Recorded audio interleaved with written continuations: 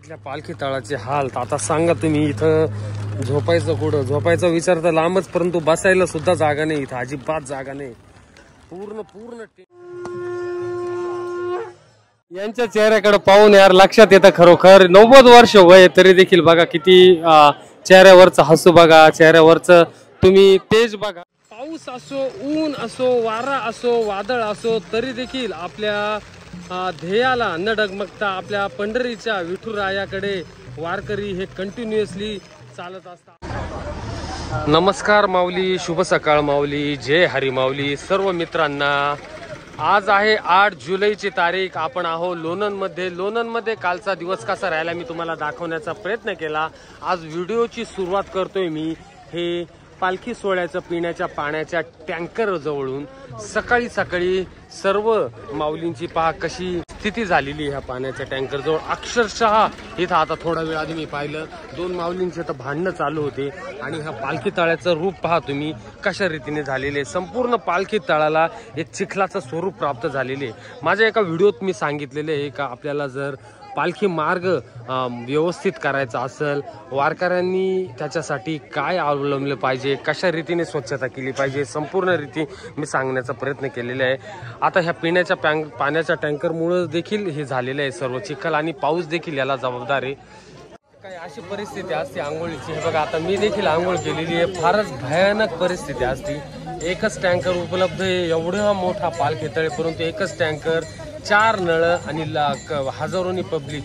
सांगा कोण आंघोळ करणार, कोण कपडे धुणार, कोण बादली भरणार. कठीण परिस्थिती. आंघोळ केलेली मी आता, आणि आपल्याला आपले बेळगावचे एक मित्र भेटलेले. तुम्ही बेळगाववरून आले. काय नाव तुमचं? रेणके. आणि हे यांची प्रॉपर जी भाषा आहे, लँग्वेज ती कर्नाटकची जी लँग्वेज आहे कन्नड, तीच त्यांची लँग्वेज आहे.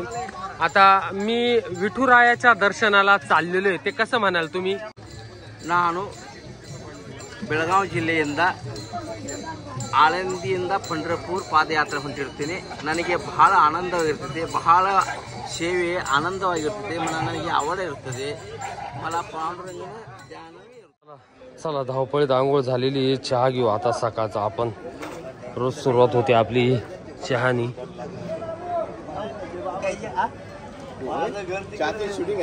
ओके.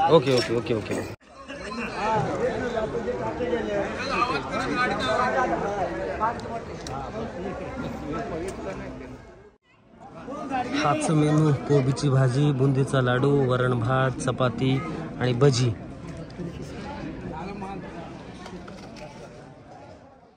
तर आज आपण चाललोय लोणंदवरून तरडगावकडे. आपला जो प्रवास चालू आहे तो आळंदी ते पंढरपूर यात्रा. आळंदी ते पंढरपूर यात्रा यासाठी महाराष्ट्राचं आराध्य दैवत छत्रपती शिवाजी महाराज यांची जी तलवार लंडनला गेलेली ती परत आणण्यासाठी महाराष्ट्र ते लंडन अशी सायकल यात्रा आपल्याला करायची. परंतु त्यासाठी सर्वात आधी आपल्याला जी यात्रा करायची ती महाराष्ट्रातला सगळ्यात मोठा सोहळा जो होतो पंढरीच्या वारीचा सोहळा, तो करायचा आहे. आळंदी ते पंढरपूर यात्रा माऊलींच्या पादुका घेऊन आळंदीवरून पंढरपूरची यात्रा आपण करतोय. त्याचसाठी पुण्यावरून आपण सुरुवात केलेली आहे. पुण्यावरून सासवडवरून जेजुरीवरून वाल्यवरून काल आलो होतो आपण. नीरा स्नान करून लोणंदला कालने परवा आलो होतो. कालचा मुक्काम झाला लोणंदमध्ये. आज लोणंदवरून तरडगावकडे निघणार आहे.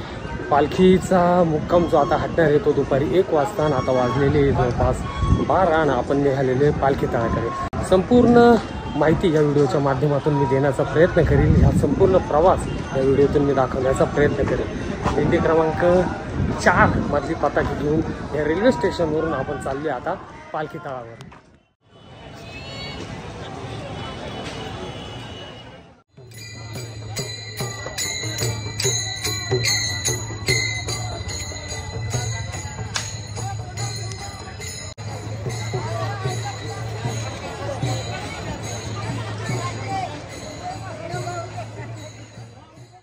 तर प्रत्येक ठिकाणचा पालखी तळ, माऊलींचा पालखी तळ आपण पाहत आलेलो आहे. आणि हा जो पालखी तळ तुम्ही पाहताय हा लोणंदमधला पालखी तळ. समोर जी रथ आपल्याला दिसतोय. संत श्रेष्ठ श्री ज्ञानेश्वर महाराज यांचा रथ आपल्याला दिसतोय. आणि इकडं हा जो तंबू दिसतोय इथं ज्ञानेश्वर महाराजांच्या पादुका घेऊन आपण चाललेलो आहे. त्या पादुका इथं ठेवण्यात आलेल्या आहे. जत्रेचं स्वरूप पालखी तळाला प्राप्त झालेले आहे. आणि प्रत्येक ठिकाणी प्रत्येक पालखी तळावर आपण भल्या पहाटे पोहोचत असतो, परंतु हाच एक पालखी तळ असा आहे का जिथं आपण दुपारी जवळपास 12:15 वाजलेले तेव्हा पोहोचलेलो आहे. कारण की लोणंद ते तरडगावचं जे अंतर आपल्याला पार करायचं आहे ते छोटं आहे. साधारणतः 8, 9, 10 किलोमीटरचं अंतर असेल. त्याच्यामुळे दुपारी आपल्या या सर्व पालख्या इथून हालतील आणि तरडगावकडे आपला हा प्रवास सुरू होईल. अनुभव येतोय आपल्याला एक एक एक. उन्हाची तीव्रता एवढी जाणवत नाही, परंतु जेव्हा आपण निघालो तेव्हा ऊन लागलो होतं. पाऊस सुरू होता, थोडाफार पाऊस ऊन पावसाचा खेळ सुरू आहे. आणि काही असं चित्र हे पूर्ण तुम्हाला पालखी तळावरचं इथं दिसून येते. हे बघा आता ह्या माऊली इकडे येत आहे. आपण त्यांना विचारायचा प्रयत्न करू. बाबांना रामकृष्ण हरी. जय हरी माऊली. रामकृष्ण हरी. कुठून आले बाबा तुम्ही? हिंगोली जिल्हा. हिंगोली जिल्हा. आळंदी पासून पायी येत आहे.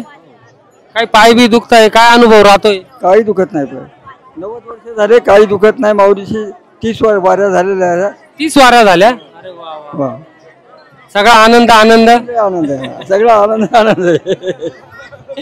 यांच्या चेहऱ्याकडे पाहून यार लक्षात येतं खरोखर 90 वर्ष वय तरी देखील बघा किती चेहऱ्यावरचं हसू बघा, चेहऱ्यावरचं तुम्ही तेज बघा का अजिबात थकावट जाणवत नाही, काही नाही.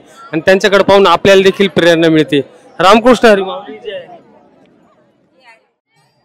तर ह्या माऊल्या सगळं बसलेले आहेत. हे बघा आपण आता यांच्याशी देखील विचारायचा प्रयत्न करू.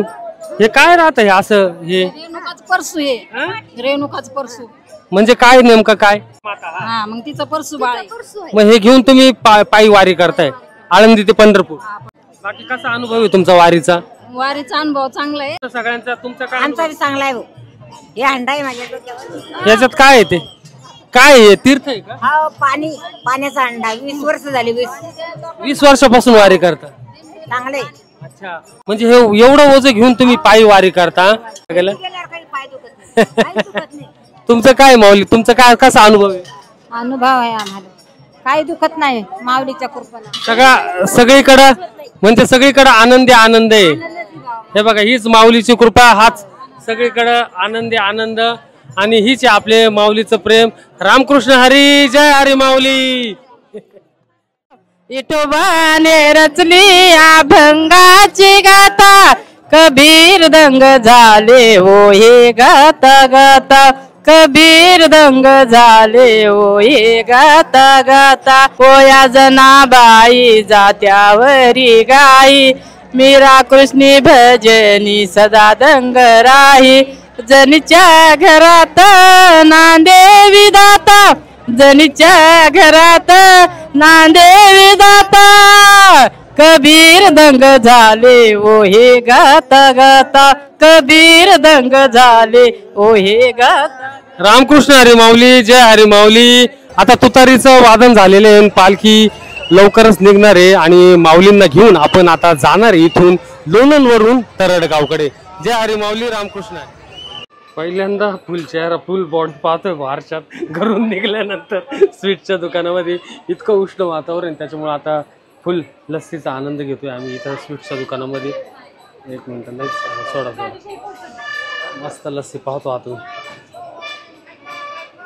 मस्त आहे, गोड आहे, खूपच गोड आहे. खूप जास्त गोड आहे. पालखी मार्गस्थ झालेली आहे. आता सर्वात आधी ज्या गाड्या जातात त्या मंदिर संस्थान म्हणजे ज्ञानेश्वर महाराज मंदिर संस्थानची गाडी जाते. त्याच्यानंतर ऑटो जाती चोपदाराची. त्याच्यानंतर नगारखानाची जी बैलगाडी जाती म्हणजे जे तुतारी वादन होतं त्याची जी गाडी जाती. नंतर येतो तो घोड्यावर बसून एक पताकाधारी. तो आल्यानंतर त्याच्या मागून दिंड्या चालू होत्या. त्या रथापुढच्या दिंड्या चालू होत्या त्या 27 नंबर पासून. म्हणजे रथापुढील 27 नंबर, 26 नंबर, 25 नंबर, 24 असं करत करत 4, 3, 2, 1 पर्यंत जेव्हा दिंड्या येतात त्याच्यानंतर ऍक्च्युअल मध्ये ज्ञानेश्वर महाराजांचा पालखी रथ येतो आणि त्याच्या माग क्रमाने दिंड्या असतात. ज्या मानाच्या पहिल्या असतात रथाच्या पुढे त्या 27 आणि मानाच्या रथाच्या मागील असतात 27. अशा एकूण 54 ह्या मानाच्या दिंड्या असतात जो आपला क्रम कधीही बदलत नाही आणि आता इथून क्रमाने दिंड्या चालू होतील.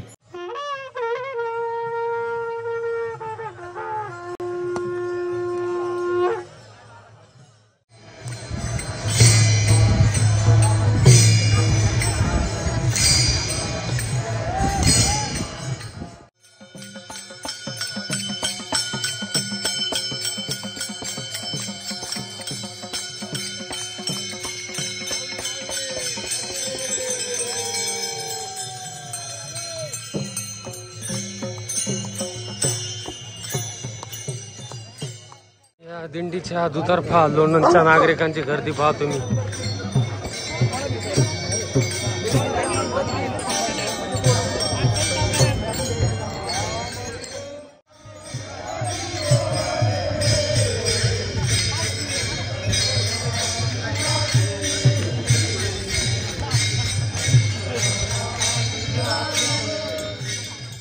आणि आज देखील पावसाने गाठलेले आहे. पावसातच आता चाललेले पुढं ही घोंगडी घेतलेली आहे आणि पाऊस पातळी भरून आलेला आहे. पाऊस एकदमच भरून आलेला आहे. जेव्हा जेव्हा माऊलींची पालखी निघते आणि थोडं 1-1.5 किलोमीटर जेव्हा पुढे जाते तेव्हा लगेच पाऊस लागतो रोज आपल्या या पालखी सोहळ्यामध्ये दररोजचा आहे.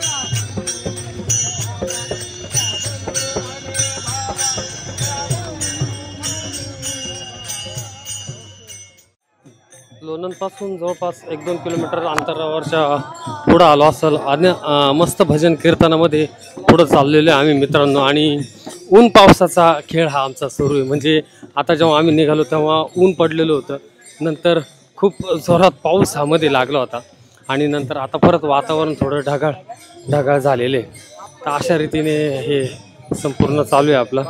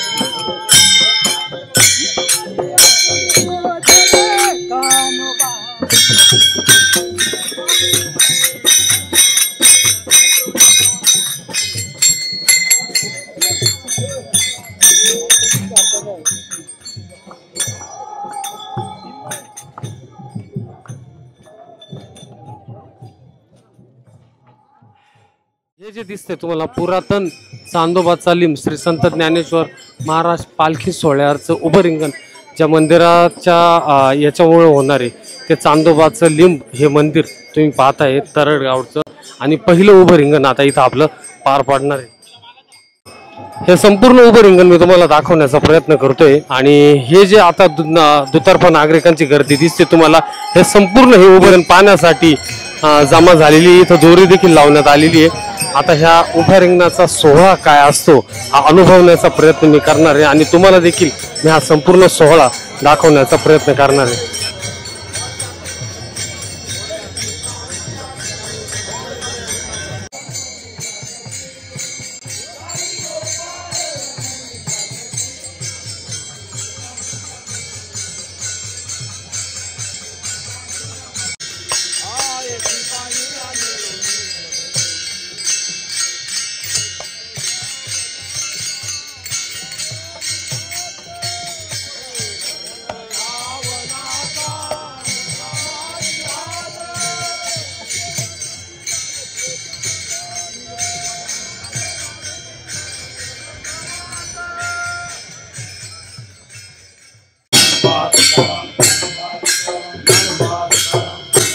उभं रिंगण पाहण्यासाठी आपण सगळेजण जमलेलो आहे आता. आणि लवकरच आता घोड्याची इथं एंट्री देखील होणार आहे. आणि बघूया कसं राहतो उभ्या रिंगणाचा अनुभव. काकांचं पहिलाच अनुभव, माझा पहिलाच अनुभव उभ्या रिंगणाचा.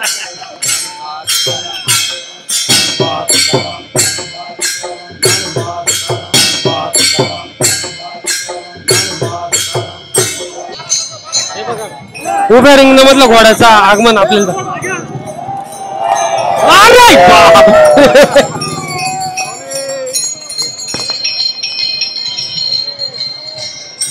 अशा रीतीने ह्या उभा रिंगणाचा आनंद आपण घेतलेला पहिल्यांदा चांदोबाचा लिंग आणि उभा रिंग आपण पाहिलेले. आणि हा परत येईल आता. भाग समोर जे आहे ते माऊलीची पालखी दिसते आपल्याला. त्या पालखीचं दर्शन घेऊन ते पुन्हा येईल आणि पुन्हा मी दाखवण्याचा प्रयत्न करतो. फारच जबरदस्त अनुभव राहिला. कधी कधी याच्यात तो घोडा म्हणजे पायावर येऊ शकतो, कशावर येऊ शकतो, त्याच्यामुळे जपून ते करावं लागतं.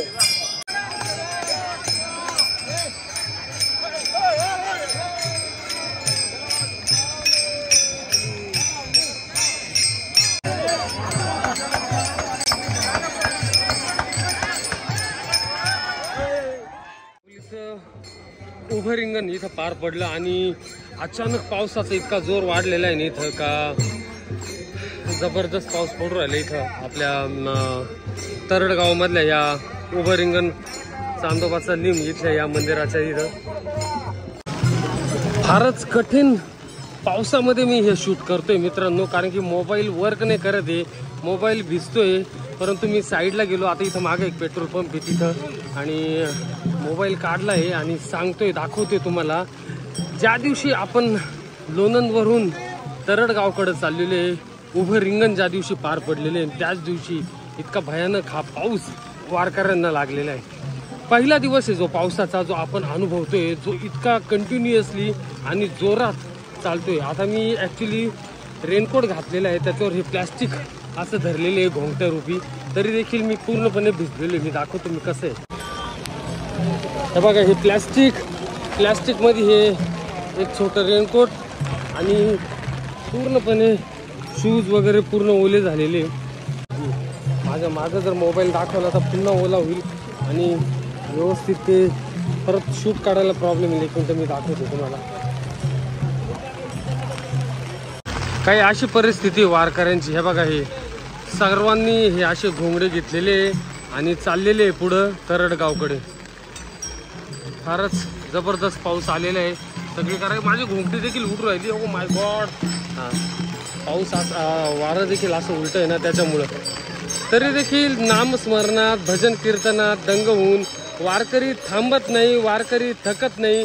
वारकरी हा चालतच राहतो आणि यालाच म्हणता वारी. पाऊस असो, ऊन असो, वारा असो, वादळ असो, तरी देखील आपल्या ध्येयाला न डगमगता आपल्या पंढरीच्या विठुरायाकडे वारकरी हे कंटिन्युअसली चालत असतात. आपण देखील चालतोय. आपण 2-3 माऊलींशी बोलण्याचा प्रयत्न देखील करू. इथं काही अशा पावसात त्या चाललेल्या आहे. त्या बघा, त्या माऊली हसताय.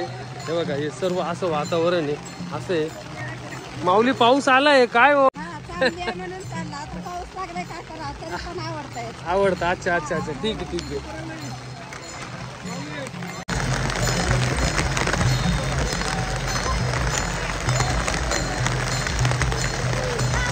मी आता फक्त अर्धा तास झालेला आहे पाऊस सुरू होऊन आणि पाण्याचा वेग पहा किती.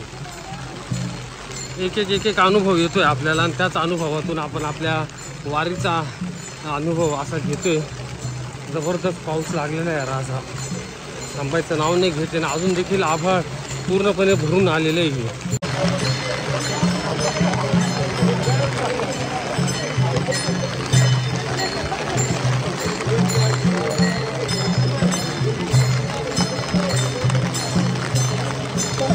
फायनली 5:30 वाजता भर पावसातच हे बघा तरडगाव ग्रामपंचायत मध्ये आपलं हार्दिक स्वागत झालेले आहे. आणि हे पाणी पहा तुम्ही. फारच पाऊस जर कठीण कुठं लागला असेल तर तो हाच भाग आहे तरडगावचा. आणि हे बघा, तरडगावचे हे नागरिक दुतर्फा दोन्ही बाजूनी उभे. बुटात आता 100% पाणी हे जाणार आहे माझ्या. पाऊस इथं देखील जोराच आहे. पावसाचा जोर काही कमी होत नाही आहे.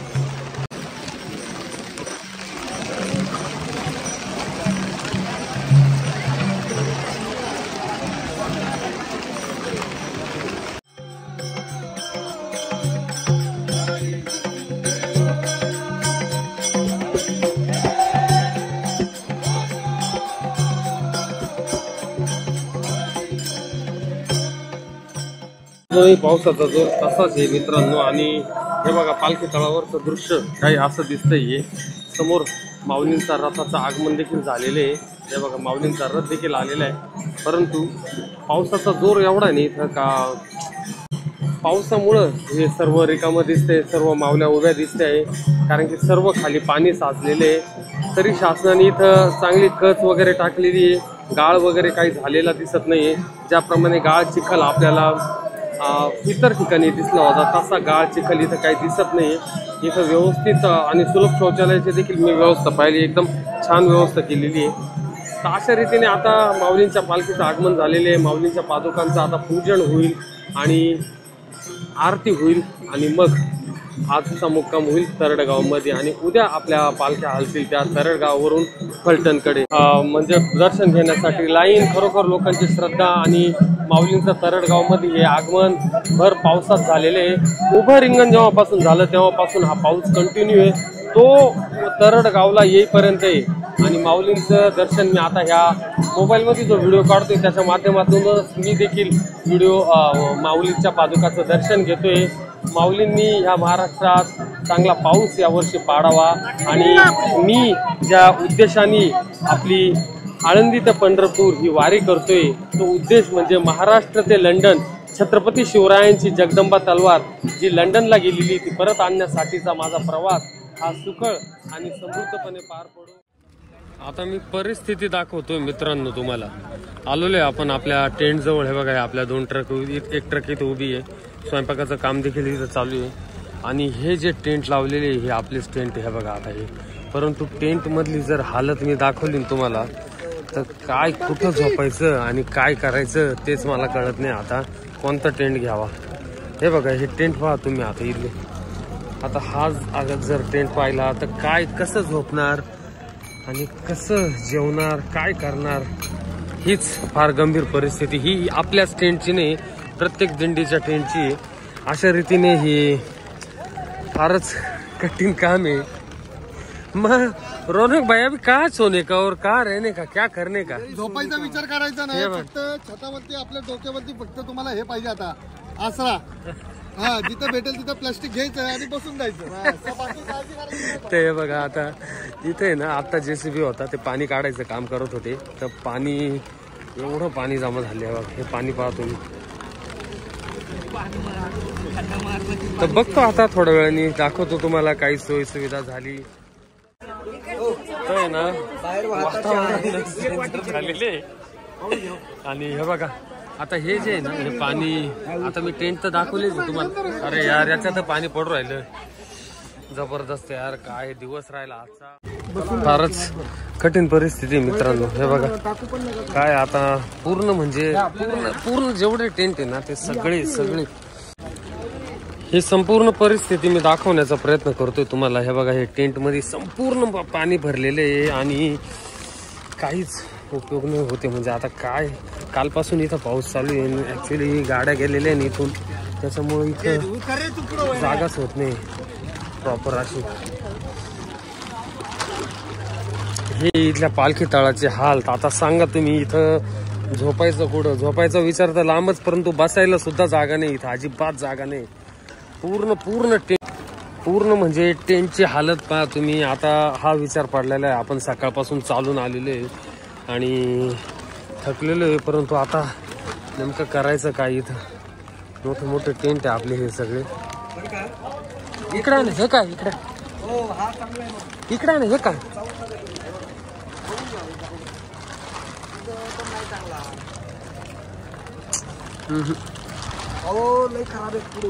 चला घ्या चला इथं बसू चला. हा जो आहे ना इथं एक कोपऱ्याला आहे ना चला इथून जरा आहे ना हे बघा आता हे मध्ये आलोय मी टेंट मध्ये. पहा तुम्ही आता हे नेमकं प्रॉब्लेम असा आहे का सर्वत्र पाणीच पाणी पसरलेले आहे लेवलने. आणि ऍक्च्युली गाड्यांचे टायरांमध्ये टायर म्हणजे गाड्या गेलेल्या इथून तिथं पाणी. पाऊस फारच जोरात झालेला आहे. एकदम भयानक पाऊस झालेला आहे. म्हणजे असा पाऊस आपल्याला वारी सुरुवातीपासून आळंदीपासून लागलाच नाही. तो डायरेक्ट पहिल्यांदा लागला. त्याच्यामुळे हा असा सामना आपल्याला करावा लागतो इथं. तंबूतलं साचलेलं पाणी काढताना फार कसरत होतीये. आणि हे माऊली आता हे पाणी काढल्याशिवाय इथला चिखल कमी होणार नाही आणि माऊली यातलं पाणी काढतायत. आणि हे बघ वारकरी दिसणार आहे आपल्याला आणि वारी इथून पुढे कळणार आहे की अशा परिस्थितीत पण जो डगमगणार नाही, जो घाबरणार नाही, जो अशा परिस्थितीत पण टिकून राहील, तग धरेल, तो खरा वारकरी. ऊन वारा पाऊस जे म्हणतो आपण ते सर्व सहन करेल. मित्रांनो, बाहेर अजूनही पावसाचा जोर हा कायम आहे आणि अजूनही बाहेर पाण्याचा जोर हा एकदम तीव्र आहे, तीक्ष्ण आहे. हा ना, आता जर बाहेर दाखवलं पूर्ण पाणी इकडं जरी मी दाखवलं तरी पूर्ण पाणी दिसत. फक्त आता जे ऍक्च्युली आता हे जे आम्ही हा टेंट लावलेला आहे इथं फक्त ही कोरडी जागा आम्हाला इथं पूर्ण ह्या पालखी तळावर सापडली. आणि जे टेंट मी तुम्हाला थोडा वेळ आधी दाखवले, जे मातीने भरलेले होते, डबडबलेले होते, तो टेंटच उचलून मग इथं फिक्स केला. आणि काही अशा रीतीने बघा, आता हे बघा, इथं येथे देखील या कोपऱ्यात पाण्याचा हा एक साठा जलाशय दिसतोय तुम्हाला. काय आता ही वेळ आहे, आलेला आहे. आणि तरड बेड आम्ही आणायची व्यवस्था करतो. तरड गाव मध्ये आता हा दिवस आजचा आहे ना, आळंदी पासून सुरुवात केली, तरड गावामध्ये डायरेक्ट असा पाऊस लागला का नवीन जे आता आम्ही वारकरी तो आमच्यासाठी परीक्षेचा दिवस आहे. एक रात्र काढूया कशी तरी. पावसामध्ये नॉर्मली वेळ काढायची, आजचा दिवस काढायचा, 1-2 तास झोप मिळाली बास झाली, दुसऱ्या दिवशी काहीतरी सोय होते. आता फलटणला जेव्हा आम्ही जाऊ तिथे शाळा आहे, तेव्हा शाळेमध्ये कशी सोय होऊन जाते, ती झोप भरून निघते परत दुसऱ्या दिवशी. या दिवशी एक दिवस काढायचा. फक्त आजचा दिवस थोडा परीक्षेचा आहे बा. हा, म्हणजे कसं आयुष्यामध्ये कधी चांगलं कधी वाईट, कधी आता आपल्याला कुणाच्याकडे आजारपणाला जायचं असेल, रात्री आपण झोपू शकत नाही, तसं गृहीत धरायचं. इमर्जन्सी वॉर्ड मध्ये आपण आलोय, आपल्याला 2 तासात झोप मिळणार आहे. बरोबर म्हणायचा तो दिवस काढायचा, पुढे जायचं.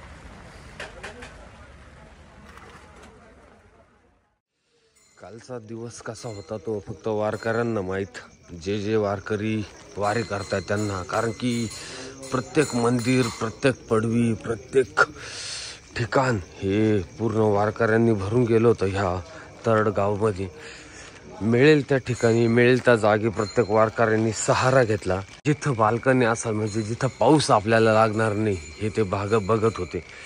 आणि अशा रीतीने संपूर्ण वारकरी हे या गावात थांबलेले होते. कारण की जे तंबू होते ते संपूर्णपणे काहीच कामात लागलेले नव्हते. संपूर्ण चिखल, संपूर्ण पाणी आणि संपूर्ण पालखी तळ अस्तव्यस्त झालेला दिसत होता. त्याच्यामुळंच इथं सर्वांनी सहारा घेतला गावात येऊन आणि मग इथंच मुक्काम केला. आणि त्यातलाच आमचा मुक्काम असा राहिला.